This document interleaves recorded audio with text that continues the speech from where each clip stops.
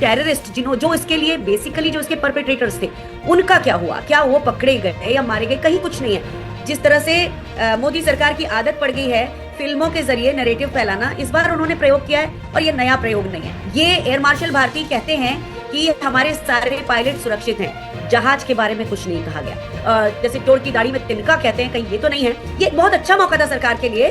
तो उस शूटिंग में अगर वो 36 राफेल के ऊपर एक पूरा शॉट हो जाता तो सबका मूवी बंद हो जाता। तो इतना साफ समझ में आता है कि ये कहानी गढ़ी जा रही है। लेकिन हर एक हमारे सेना के जनरल्स जब बोल रहे हैं तो मुझे ऐसा लगता है उनके ठीक सामने एक टेलीप्रॉम्प्टर रखा है जिससे एक भी शब्द इधर से उधर ना हो जाए। ऐसा लगता है सब कुछ एक ही जगह ठूंसने के चक्कर में तो ये स्क्रिप्ट रिटन स्क्रिप्ट लगती है। क्या इस फिल्म को लेकर सवाल नहीं खड़े होंगे कि भाई आप ऐसी झूठी फिल्में क्यों दिखाते हैं? अच्छा, और ट्रंप वाली बात तो गायब ही है। तो वो खामियां बिल्कुल नहीं है, बिल्कुल पिक्चर परफेक्ट टाइप का एक प्रेजेंटेशन बनाया गया है। जो मिलिटेंट्स थे उनका क्या हुआ, उनकी कोई कहानी नहीं है। तो सरकार जब कोई जवाब नहीं दे पाती है उसको लंबे तरीके से खींचती है और बाद में एक प्रोपेगेंडा फिल्म आपके सामने आ जाती है। कि हमारे तीनों सर्विंग चीफ, अभी नेवी के चीफ तो रिटायर हो गए, लेकिन तीनों सर्विंग चीफ को इसमें एक एक्टर की तरह बनाया गया और उनसे नैरेटिव्स जो कहना था सरकार को वो कहलवाया गया कि सिंदूर कैसे किसी का रख सकते हैं। इमोशनल इस तरह से ऑपरेशंस के नाम नहीं रखे जाते। अब देखिए यहाँ पे कितना बड़ा धोखा है। उसके साथ प्रधानमंत्री रख देते हैं नाम ऑपरेशन सिंदूर और उस सिंदूर का आज तक वो बदला नहीं लिया गया। उसके बाद पाकिस्तान का रोल देखिए कैसे बड़ा है। कहीं वो ईरान के साथ समझौता करा रहा है, कहीं कुछ करा रहा है। पीड़ा होती है इस चीज को देख के कि हमारी सरकार हमारे देश में कुछ बताती है और सामने कुछ और आ जाता है।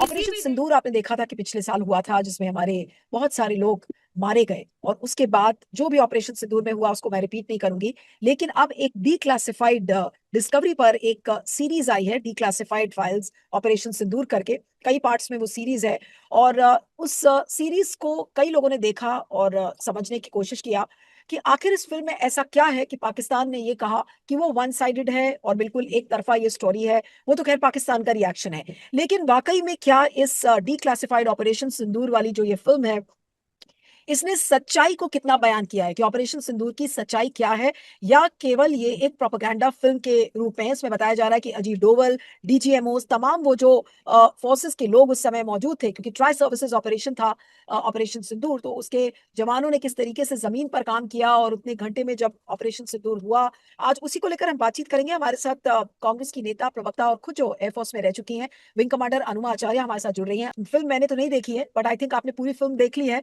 और पहले तो आपसे समझना चाहूंगी कि पूरी फिल्म का जो टॉपिक थीम वो तो मैंने इन जनरल पढ़ा है, बट फिल्म रियलिटी से कितनी नजदीक है, या फिर आपको लग रहा है कि प्रोपेगेंडा फिल्म है जो आमतौर पर बनाई जाती है आजकल? दरअसल मैंने ये डॉक्यूमेंट्री कल पूरी देखी बैठकर और एक बार में बैठकर देखी। तो पूरी डॉक्यूमेंट्री देखने के बाद मुझे एक चीज समझ नहीं आई कि ये ऑपरेशन सिंदूर केवल एक आर्म फोर्सेस के ऑपरेशन की कहानी है या इसका जो सरकार के ऑफिशियल नैरेटिव को मिलिट्री एस्टेब्लिशमेंट की क्रेडिबिलिटी के माध्यम से इसे स्थापित करना है।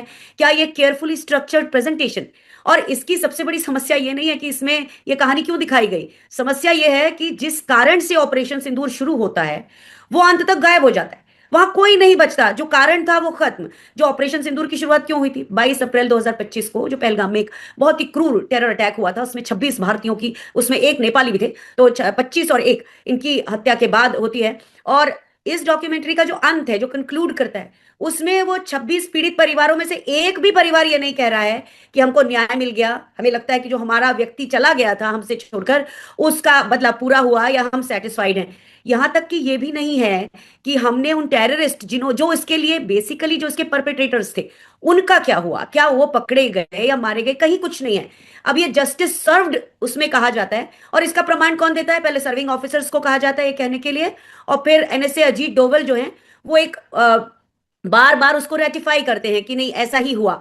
और अंत में ये पता ही नहीं चलता कि जिस ऑपरेशन के लिए जिसके लिए किया गया था उनकी आवाज कहां गई। एक बात और है, देखिए अभी पिछले के पिछले महीने यानी कि आप कह जून के रही हैं अंतिम आप सप्ताह कह में, रही हैं अनुमा जी की शुरू से एक अंत तक जितने 26 लोग मारे गए थे, क्या उनका कहीं कोई जिक्र नहीं है? कोई उनकी पृष्ठभूमि उस फिल्म में नजर नहीं आ रही है कि भाई उनका, उनके वजह से जो ऑपरेशन शुरू हुआ उसका कोई जिक्र नहीं है इस फिल्म में? इस फिल्म में छोटा जिक्र लेफ्टिनेंट हिमांशी मतलब लेफ्टिनेंट नरवाल की पत्नी हिमांशी नरवाल का आता है, जिन्होंने पहली बार आर्म फोर्सेस में खबर की थी। और एक वहां के जो शायद मेजर जनरल हैं वो बताते हैं उसके बारे में। और हिमांशी नरवाल में, चूंकि आर्मी नेवी एयरफोर्स के तीनों चीफ बात कर रहे हैं और भी सीनियर ऑफिसर्स हैं, तो इसलिए हिमांशी नरवाल का जिक्र आता है, पर बाकी कोई खास जिक्र उन लोगों का नहीं है। और मुझे सबसे खराब ये लगा कि अभी जब जून के महीने में ये बता दिया गया कि 6 हमारे सिपाही सैन्य कर्मी उनकी जाने गई थी, उनकी शहादत हुई थी, तो ना उनके परिवारों की आवाज है, ना उनके लिए कोई गर्व की बात है, सम्मान किया गया है, वो कुछ भी नहीं है। और उनका नाम भले ही नेशनल वॉर मेमोरियल में दर्ज कर दिया है, लेकिन वो भी गायब नहीं है। तो जस्टिस सर्व्ड को बार बार एक सरकारी प्रतीक की तरह बोलने की कोशिश की जाती है, और कहीं पर भी ये नहीं है कि टेररिस्ट के इंफ्रास्ट्रक्चर को डिस्ट्रॉय करना ये एक आर्मी का ऑपरेशन की तरह आता है।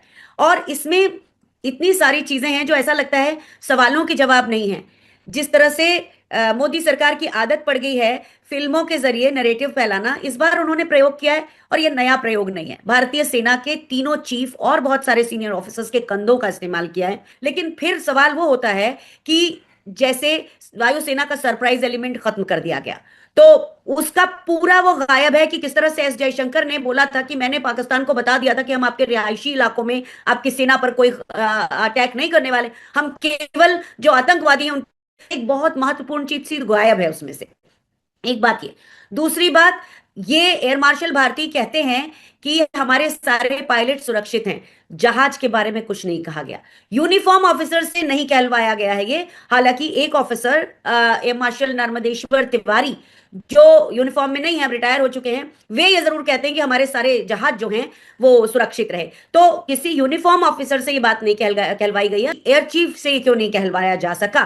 तो कोई भी आर्म फोर्सेस के ऑफिसर पॉलिटिक्स में उलझना नहीं चाहते। इसलिए मुझे लगता है कि ये जो एक बात थी जिसको हमारे सीडीएस तक ने शांग्रीला डायलॉग के समय में रॉयटर्स को दिए हुए इंटरव्यू में कह डाला था, वो चीज पूरी की तरह से गायब है। और नीलू जी, एक चीज और आपको बताना चाहती हूँ, अब ये इसमें किसकी अंदर की कोई जैसे चोर की दाढ़ी में तिनका कहते हैं, कहीं ये तो नहीं है, क्योंकि पूरी फिल्म में जितने ज्यादा बार सुखोई 30 के ऑपरेशन दिखाए गए हैं, बमुश्किल मैंने राफेल को देखा नहीं, या मैं मिस कर गई, मुझे नहीं मालूम, लेकिन सारे ऑपरेशंस जो है वो सुखोई 30 के दिखाए गए हैं, क्योंकि ट्विन फिन वाला जो और एयरक्राफ्ट है वो आप बार बार दिखता है। आपने एक इंपॉर्टेंट पॉइंट बोला कि पूरी फिल्म में राफेल का कहीं जिक्र नहीं है या दिख नहीं रहा है, केवल और केवल सुखोई। तो क्या सुखोई की मार्केटिंग कर रही थी ये फिल्म?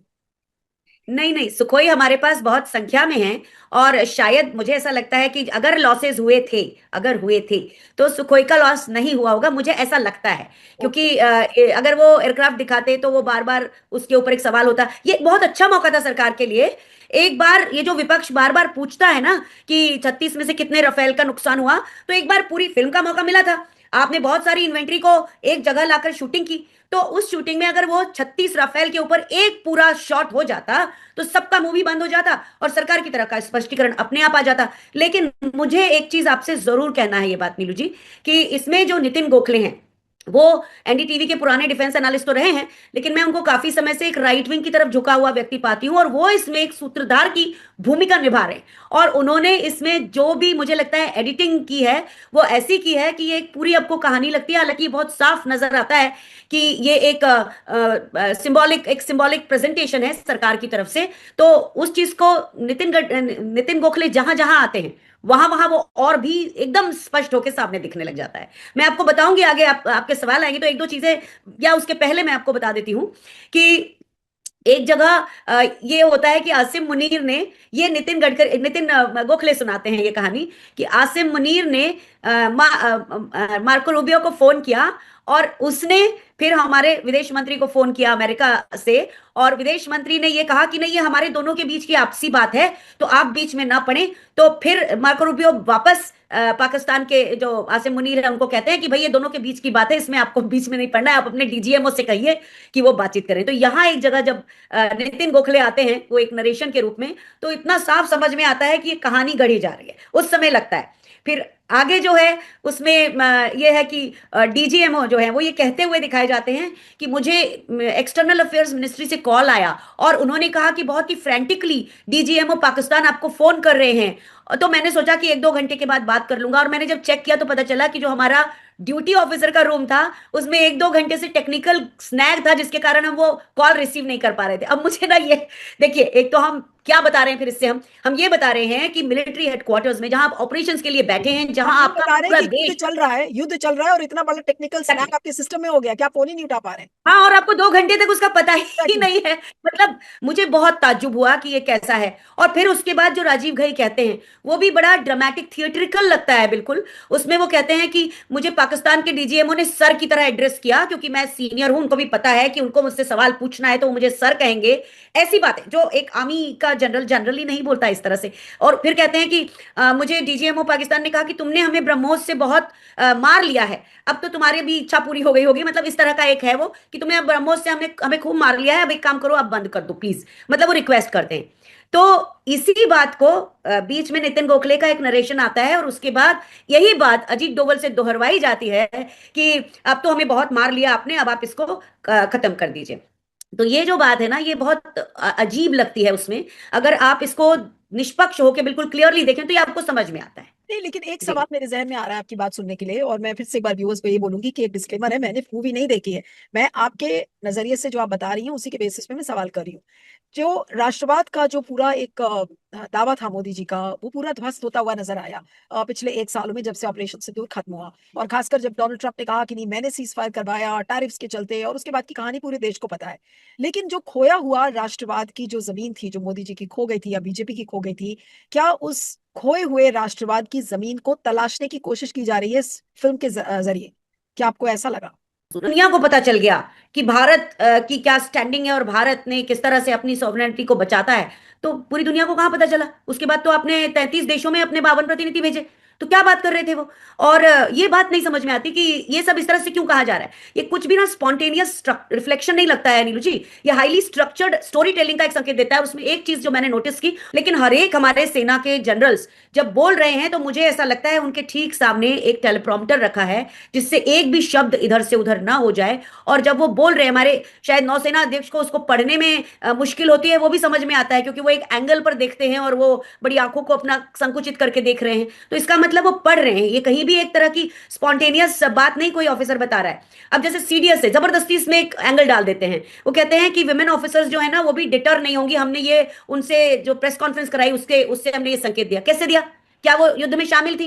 वो तो लिखा हुआ नरेटिव पढ़ रही थी, जो आपने, नरेटिव नहीं बोलूंगी मैं उसे, लिखा हुआ डिटेल्स तथ्य पढ़ रही थी जो आपको दिया गया था। तो इसमें विमेन ऑफिसर्स ने कैसे बताया कि वो डेटरेंस जो है उनके ऊपर कोई असर नहीं करेगा पाकिस्तान का? तो इस तरह की जो बातें होती हैं, ऐसा लगता है सब कुछ एक ही जगह ठूसने के चक्कर में। और नितिन गोखले को उन्होंने एज अ स्टोरी टेलर बनाते बनाते हुए किया है, जिनका क्लियर क्लियर रुझान भारतीय जनता पार्टी की तरफ है। इसीलिए ये जो नरेटिव ब्रिजिंग जो उन्होंने की है बार बार, तो ये कमेंटेटर नहीं लगते हैं। वो ऐसा लगता है कि जहां जहां मिलिट्री अकाउंट में एक गैप है ना, वहां वहां वो ब्रिज बना रहे हैं। तो ये स्क्रिप्ट, रिटन स्क्रिप्ट लगती है, ये मेरा कहना है। ये बड़ा जी। इंटरेस्टिंग ऑब्जर्वेशन था आपका कि जहां जहां पर सवाल खड़े किए गए हैं पूरे इस ऑपरेशन सिंदूर पर, वहां पर नितिन गोखले आते हैं और अपना नरेशन देते हैं। लेकिन इस फिल्म में आपको क्या लग रहा है कि क्या ये प्रोपेगेंडा फिल्म अब एक ऐसे समय में काम करेगी जब पूरे देश का माहौल मोदी जी और बीजेपी के खिलाफ हो गया है?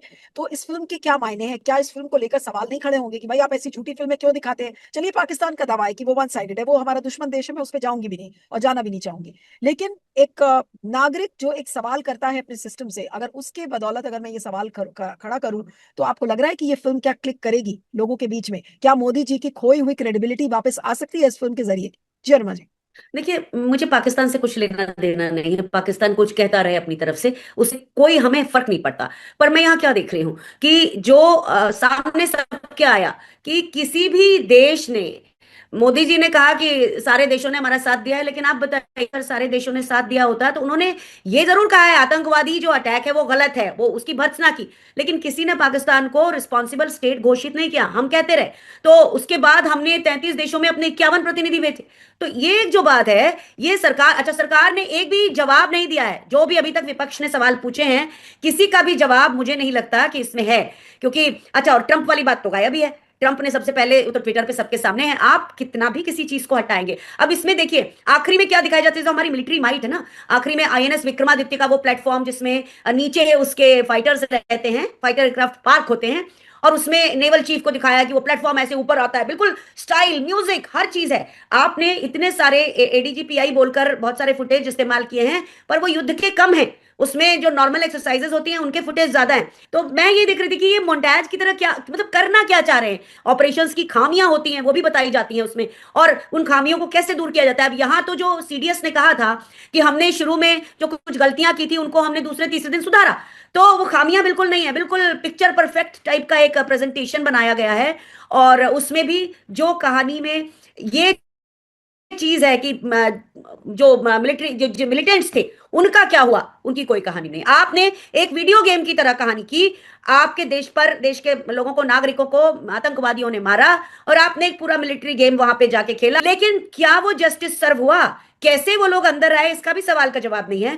क्या हमारे देश के एयरक्राफ्ट को कोई नुकसान हुआ, उसमें भी बार बार विमेन ऑफिसर्स को, एक विमेन ऑफिसर को जो में शामिल थी, और एक दो दूसरे, मुझे लगा स्क्वाड्रन लीडर है, आवाज से लगा कि नए विंग कमांडर हैं, तो ऐसे लोगों को उसमें शामिल किया, उनको पीछे से दिखाया है या उनके चेहरे पर अंधेरा किया गया है बिकॉज दे आर सर्विंग, वो एक अच्छी बात है। लेकिन कहने का तात्पर्य ये है कि ये नहीं बताया कि किस तरह से उनको पाकिस्तान के एयरक्राफ्ट का सामना करना पड़ा। बड़ा एक वीडियो गेम की तरह दिखाया कि वो आए हमारी तरफ और फिर वो चले गए, हम भी अपनी बॉर्डर के अंदर रह के हम करते रहे। तो कुल मिला के एक वीडियो गेम जैसी एक्सरसाइज दिखाने की कोशिश की, और जो हमारे फ्लॉज थे उसको तीन तीन बार, पहली बार आर्मी ऑफिसर से, दूसरी बार नरेटर जो कि नितिन गोखले हैं, और तीसरी बार अजीत डोभाल के ऊपर ऐसा डाला गया कि कंक्लूड वो कर रहे हैं, जो वो कह रहे हैं वो कंक्लूसिव रिमार्क है। इस तरह से इस फिल्म को मैंने देखा है जी। लेकिन अब जो एक आपकी बात सुनकर जो एक और जहन में मेरे सवाल आ रहा है कि जब देश का गृह मंत्री आपको किसी सवाल का जवाब नहीं दे पाता, आप याद करिए हम लोग तो तब से, जब से ऑपरेशन सिंदूर हुआ था तब से कितने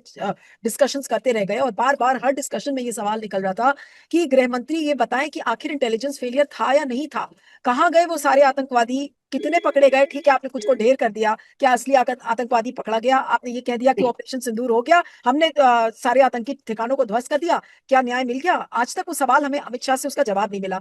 तो सरकार जब कोई जवाब नहीं दे पाती है उसको लंबे तरीके से खींचती है, और बाद में एक प्रोपेगेंडा फिल्म आपके सामने आ जाती है। मुझे लग रहा है कि ये जो जेंजी प्रोटेस्ट हो रहा है इस पर भी देखिएगा, कोई कोई ना कोई फिल्म मेकर आ जाएगा, चाटुकार फिल्म मेकर, जो मोदी जी की चाटुकारिता करता रहेगा और आके इसी तरीके की कोई प्रोपेगेंडा फिल्म बना देगा। क्या मोदी काल में इन फिल्मों का उद्देश्य यही है कि जिन सवालों का जवाब सरकार नहीं दे पाती है उन सवालों का जवाब अब ये फिल्में देती हैं, प्रोपेगेंडा फिल्म, ताकि लोग उस फिल्म को देखें, घोट कर पी ले और कह दे वाह मोदी जी आपने तो कमाल कर दिया। जी। देखिए मुझे ना जो चीज सबसे मतलब उद्वेलित कर रही है वो ये है कि हमारे तीनों सर्विंग चीफ, अभी नेवी के चीफ तो रिटायर हो गए, लेकिन तीनों सर्विंग चीफ को इसमें एक एक्टर की तरह बनाया गया, और उनसे नरेटिव्स जो कहना था सरकार को वो कहलवाया गया। क्या कोई भी देश का जागरूक नागरिक या देशभक्त अपने सेना अध्यक्षों पर सवाल खड़ा करेगा? कोई नहीं करेगा। तो एक्टिंग लेकिन करने के लिए भी बोलेगा? आप तो एक लंबे समय में फोर्सेज में रही हैं मैम, आप मुझे ये बताइए कि कभी आज तक, पहले की सरकारें भी थी, क्या उन्होंने अपने ट्राई सर्विसेज चीफ से कभी कहा कि आप फिल्म में एक्टिंग करिए? ये तो अपने आप में ही एक तरीके से कितना बड़ा डिसरिस्पेक्ट है उनके पोस्ट को। देखिए मुझे सबसे बड़ा अजीब लगा जब मैंने देखा कि सारे हमारे जनरल्स और तीनों चीफ, ये जरूर उनसे बताया गया, उनके द्वारा कहलवाया गया कि वो किस तरह से समय पर अपने घर, ऑफिस से घर लौट आए, और कैसे उन्होंने फिर रात को 11 बजे के बाद चुपचाप अपने घर से बाहर एंट्री की। किसी हमारे एक शायद सीडीएस ने या चीफ, आर्मी चीफ ने ये बताया कि मैं पीछे का दरवाजा कभी इस्तेमाल नहीं करता, पीछे का गेट मैंने वहां से वो इस्तेमाल किया, सिवाय मेरे जो उस समय ड्यूटी पर तैनात था उसके अलावा किसी ने नहीं देखा। फिर एक हमारे सीनियर ऑफिसर ने बताया कि मैंने अपने पर्सनल जो ऑफिस है, ऑफिसर है ओएसडी, उसकी कार, पर्सनल कार में मैं चला गया। तो ये ऐसा लगता है कोई बड़ी खुफिया सी बात है। अब इसमें एक चीज और बोलते हैं हमारे आर्मी चीफ, वो कहते हैं कि पहले मुझे लगा कि इस ऑपरेशन का नाम ऑपरेशन सिंधु होगा क्योंकि इंडस वैली है इसलिए, पर जब प्रधानमंत्री कहते हैं कि नहीं इसका नाम सिंदूर ही होना चाहिए, मतलब किसी भी आर्म फोर्सेस के अधिकारी को इस चीज का बड़ा अजीब लगा होगा कि सिंदूर कैसे किसी का रख सकते हैं। इमोशनल इस तरह से ऑपरेशंस के नाम नहीं रखे जाते। जब उन्होंने सिंधु सुना तो उनको लगा ये ठीक बात है, सिंधु होना चाहिए क्योंकि इंडस वैली है। लेकिन प्रधानमंत्री ने कहा कि ये हमारे सिंदूर, जो महिलाओं का सिंदूर जो मिटाया गया है उसके ऊपर है। अब देखिए यहाँ पे कितना बड़ा धोखा है उसके साथ, कि आज तक भी वे लोग जो आतंकवादियों ने हमला किया उनके बारे में सरकार ने एक बार झूठ जरूर बोला था। पिछले साल इन्हीं दिनों एक ऑपरेशन महादेव नाम का ऑपरेशन चलाया गया था। उस दिन संसद के मानसून सत्र का मेरे हिसाब से पहला दिन था, लेकिन मुझे ये याद है कि वो सोमवार था। उस दिन ये चलाया गया, भगवान शिव के एक तरह प्रतीक के रूप में ऐसा कुछ किया गया और कहा गया कि वो उसमें से 3 आतंकवादी मार दिए गए हैं। लेकिन उसी शाम 4 अगस्त 2025 की रक्षा मंत्रालय की एक प्रेस विज्ञप्ति है जो मैंने सेव करके रखी है, जिसमें उन्होंने कहा कि क्या वो आतंकवादी कौन है, क्या है, इसमें जो मीडिया कह रहे हैं उससे हमारा कोई ताल्लुक नहीं। यानी उन्होंने बिल्कुल मना कर दिया, झूठ बोलने से मना कर दिया। तो आप ये समझिए कि प्रधानमंत्री रख देते हैं नाम ऑपरेशन सिंदूर, और उस सिंदूर का आज तक वो बदला नहीं लिया गया। कौन कह रहा है बदला ले लिया गया? स्टेट कह रही है, राज्य कह रही है, सरकार जो कहना चाहती है वो कहा जा रहा है कि जस्टिस इज सर्व्ड। आर्मी के हैंडल से लिखवाया गया जस्टिस इज सर्व्ड, बार बार अजीत डोभाल 4 4 बार कह रहे हैं जस्टिस इज सर्व्ड। लेकिन दरअसल जो जिनके कारण ये हुआ था, जो पीड़ित हैं, जो विक्टिम है, उनकी आवाज कहाँ है? उनकी आवाज तो दब गई है स्टेट की आवाज में। तो अगर ये बहुत अच्छा होता कि उनसे भी बात करके उसे जोड़ा जाता। अब अगर जोड़ेंगे तो ये समझ में आएगा कि अब ये जबरदस्ती कराया जा रहा है, जैसा कि वो काफी जगह होता है। एक चीज और नीलू जी मैं बोलना चाहूंगी, जिन 2 महिला अधिकारियों को बार बार जिनसे रोज प्रेस ब्रीफिंग कराई गई, वो महिला अधिकारियों का कोई उसमें वर्डिक्ट नहीं है, कुछ बात नहीं कही गई है। तो आप ये सोचिए कि कौन कहना चाहता है, क्या कहना चाहता है, वही लोगों तक पहुंचे। और उसमें चूंकि आर्मी के, आपने सेना के हमारे अधिकारी डाल दिए हैं, वो इसमें पूरी तरह से ये बताता है कि जो सरकार कहना चाहती है बस वही पहुंचेगा। अच्छा हुआ मैंने आज ये फिल्म नहीं देखी और बिना देखे आपसे बात किया, क्योंकि अगर मैं अपना उसमें एनालिसिस डालती तो लोग ये कहते कि देखिए ये आर्मी के खिलाफ हो गई है नीलू व्यास। लेकिन अगर विंग कमांडर अनुमा आचार्य आज मेरे साथ बातचीत में ये बात कह रही हैं, तो वो एक प्रवक्ता होने के नाते नहीं बल्कि एक वुमन ऑफिसर जो कि फोर्सेस का हिस्सा रह चुकी हैं, और उनकी पीड़ा, उनका दर्द इस इंटरव्यू में झलक रहा है। अब एक आखिरी सवाल आपसे करूंगी अरमा जी, कि इस फिल्म को देखने के बाद, and as an officer, let's keep aside all the politics and you are also a Congress spokesperson, let's keep that aside for a moment, लेकिन अगर आपको एक ऑफिसर के नाते अगर मैं कहूं तो आपके लिए सबसे पीड़ादायक सीन इसमें क्या थी? क्या ट्राई सर्विसेज के जो चीफ हैं उनका, उनको एक्टर बनाना, या फिर आपको लग रहा है कि क्या चीज, मतलब मैं आपके मुंह से सुनना चाह रही हूँ कि आपके लिए सबसे दर्द वाला पॉइंट इस फिल्म में क्या था? ऑनेस्टली स्पीकिंग, अगर मैं सर्विस में होती तो मुझे बाहर क्या हो रहा है, कौन कैसा नैरेटिव बना रहा है, किसकी पॉलिटिक्स क्या करती है, कौन विपक्ष है कौन पक्ष है, कुछ नहीं मालूम होता। अब सरकार इसे किस तरह से उन्हीं लोगों को ये पूरा एक्ट करा के, उनको मेरे हिसाब से तो टेलीप्रॉम्प्टर के साथ सामने बैठे थे, क्योंकि किसी का भी मुझे स्पॉन्टेनियस वाक्य संरचना नहीं लगी। उन्होंने अगर थोड़ा बहुत उसमें पर्सनल भी डालने की कोशिश की है तो वो भी कैलकुलेटेड उनके जेस्टर्स लगे मुझे। लेकिन इसका मोल्ड कैसे हो रहा है? ये स्टेट की आवाज है कि सेना ने कर दिया। कहाँ गए लेकिन वो आतंकवादी? कहाँ है? कहाँ गए? कहां चले गए वो आतंकवादी? और कैसे साबित हुआ? आपने 33 देशों में 51 लोगों को भेजा, अपने सांसदों को, क्या साबित हो गया? क्या कोई खड़ा हुआ? उसके बाद पाकिस्तान का रोल देखिए कैसे बढ़ा है। कहीं वो ईरान के साथ समझौता करा रहा है, कहीं कुछ करा रहा है। पीड़ा होती है इस चीज को देख के कि हमारी सरकार हमारे देश में कुछ बताती है और सामने कुछ और आ जाता है। तो किसी भी देशभक्त को इसका दुख होगा कि कैसे पाकिस्तान को ज्यादा बढ़ावा मिल गया और हम जो हैं अपनी बात कह रहे हैं तो उस पर भी लोग बाग बार बार सवाल उठाते हैं। मैंने अभी थोड़े दिन पहले एक डिफेंस एक्सप्रेस नाम की आर्टिकल में देखा था, जिसमें जो यूक्रेन से शायद पब्लिश होता है, एस्टेब्लिश्ड है, मैं आपको उसकी लिंक भेज दूंगी। उसमें यह लिखा था कि 6 एयरक्राफ्ट हमारे गिरा दिए गए। अब मैं उस पर बिल्कुल विश्वास नहीं करना चाहती, लेकिन हमारी सरकार अगर वो लाइन अप कर देती 36 राफेल, अरे क्या बिगड़ जाता? अनुमा जी, खुद डोनाल्ड ट्रंप ने भी तो कहा है कि भाई हमारे फाइटर प्लेन्स गिरे, अब कितने गिरे उसकी संख्या किसी को नहीं पता। ये तो डोनाल्ड ट्रंप ने भी कहा है अपने कई बार ट्वीट्स में। बिल्कुल। तो मैं किसी दूसरे देश के किसी जर्नल पर नहीं जाना चाहती, पर मैं ये चाहती हूं हमारी सरकार इस चीज को तथ्यपरक रूप में, बिना कोई भ्रम पैदा किए, बिना इसको उसको देशद्रोही वगैरह कहे हुए, सीधे सीधे लोगों के सामने रखे। लेकिन सरकार का ये उद्देश्य है क्या? पहले दिन से नहीं है। उसे चुनाव जीतने के लिए सेना की बार बार जरूरत पड़ती है, बार बार जेन जी को यह बताने के लिए, देशभक्ति बताने के लिए, और उसी का एक हमने देखा प्रमाण यहां पे हमारी खामियां, जिसके बारे में सीडीएस कह रहे थे, उसे छुपाने की कोशिश है। तो ये सारी चीजों से, और नितिन गोखले का वहां पर नरेटर के रूप में होना, और उनका पूरी तरह से राइट विंग की तरफ झुका होना, और उस कहानी में जहां जहां गैप से उनको भरना, ये सारी चीजें मुझे दिखती हैं। मैं इस प्रोग्राम में अपना कोई भी एनालिसिस में, अच्छा हुआ मैंने फिल्म नहीं देखी और देखूंगी जब मौका मिलेगा, लेकिन अच्छा हुआ कि आप एक क्लीन स्लेट की तरह मैंने सारे सवाल अनुमा जी से किए। अनुमा जी विंग कमांडर रह चुकी हैं, आर्म फोर्सेस में खुद हिस्सा रही हैं, और उनको अगर आपने सुना है और उनके नजरिए से आपने अगर बातों को सुना है तो आपको समझ में आएगा कि ये कितनी जेन्युइन फिल्म है, और क्या ये केवल एक प्रोपेगेंडा फिल्म है। और इसके अलावा खाली यही सवाल करूंगी ऑपरेशन सिंदूर को लेकर कि इंटेलिजेंस फेलियर का अभी तक कोई जिक्र कोई जवाब नहीं मिला है। आतंकवादी कहाँ है, कितने मारे गए एग्जैक्टली, उसके अलावा क्या जो बाकी सवाल हैं वो वहीं पर जिंदा हैं। तो क्यों ये फिल्म बनाई गई? केवल प्रोपेगेंडा के लिए, मोदी जी के खोई हुई जमीन को वापस लाने के लिए? तो फिर ऐसी फिल्म्स की जरूरत क्या है? ना बने ऐसी फिल्म्स। मैं इसमें ये कहना भूल गई कि वेस्टर्न वैली में लोग केवल पैदल जा सकते हैं, इसके ऊपर तो बहुत ज्यादा स्ट्रेस था इसमें। लेकिन ये नहीं बताया गया कि उस पूरे एरिया में किसी तरह की सिक्योरिटी फोर्सेज या यहाँ तक कि JNK पुलिस क्यों नहीं थी। ये एक बात इसमें बोलना भी बहुत जरूरी है और ये पूछना भी जरूरी है।